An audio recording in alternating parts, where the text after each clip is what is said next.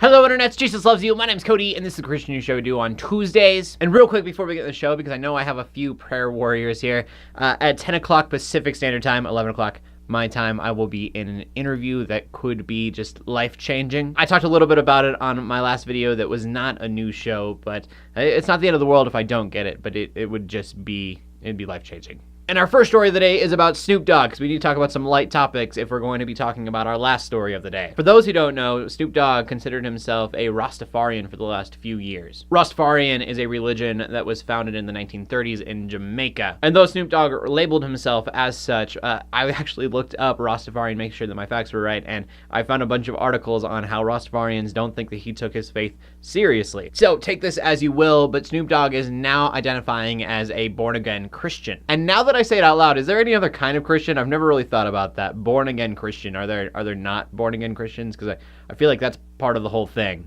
Theologians out there, let me know. But anyways, I feel like a few people are going to be skeptical of Snoop Dogg's Christianity.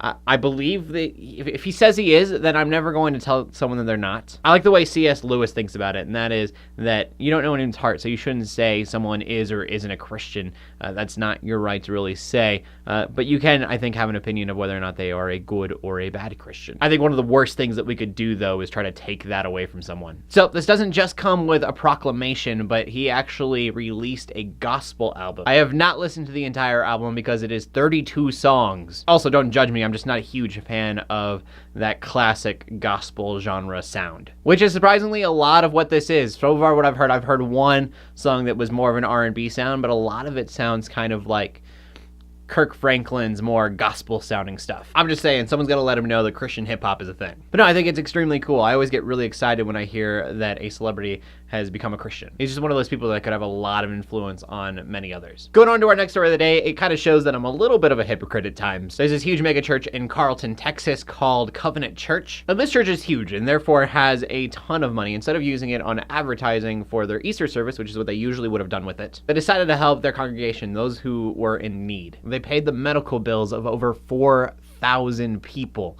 It ended up being over $10 million. Though, sidebar, I think it's really hard to believe that they had a $10 million budget for their advertising. The reason that I feel a little hypocritical is because I think that this is absolutely amazing, but just a couple weeks ago I was joking about a church that was giving away cars. I don't know, I feel like this is just more impactful than a car if you can actually just wipe away the medical bills for somebody. For a lot of people, that's a really big deal. And it's really nice to have good news like that, because we go into our final story of the day, which is a very somber note. And our final story of the day takes us to Nigeria, which usually on the Christian News Show, when we talk about Nigeria, it's not necessarily good news. But usually in the past we talk about Boko Haram. In this case, it's a different militant group. Now, Boko Haram is definitely still a threat. They killed 37 people in March. But it's really sad for me to report that Fulani Militants have actually surpassed that, killing 225 Christians in the last month. And those who aren't murdered suffer property damage, displacement from their own homes.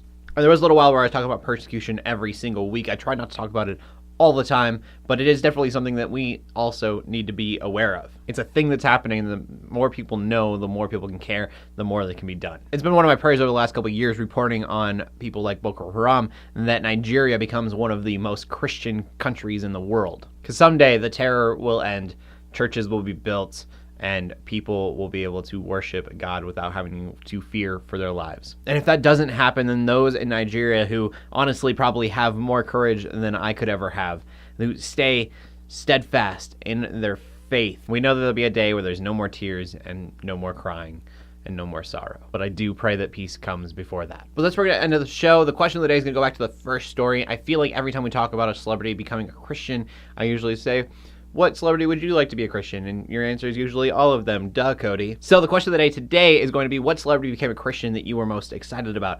For me, I feel like I have to say Brian Head Welch of Korn, the band, just because when I became a Christian, that's when I found out that he had been a Christian, and that was really, really exciting for me and was very impactful on my life personally. Though I am super stoked to watch Justin Bieber go on in life, so I don't know. One of those two. Please leave your comments in the comment section down below with your answer. I'd love to see what you guys have to say. As always, my name's CodyArmour, bringing Christian news in a not so boring kind of way every Tuesday. We'll see you next week. I love ya. God bless.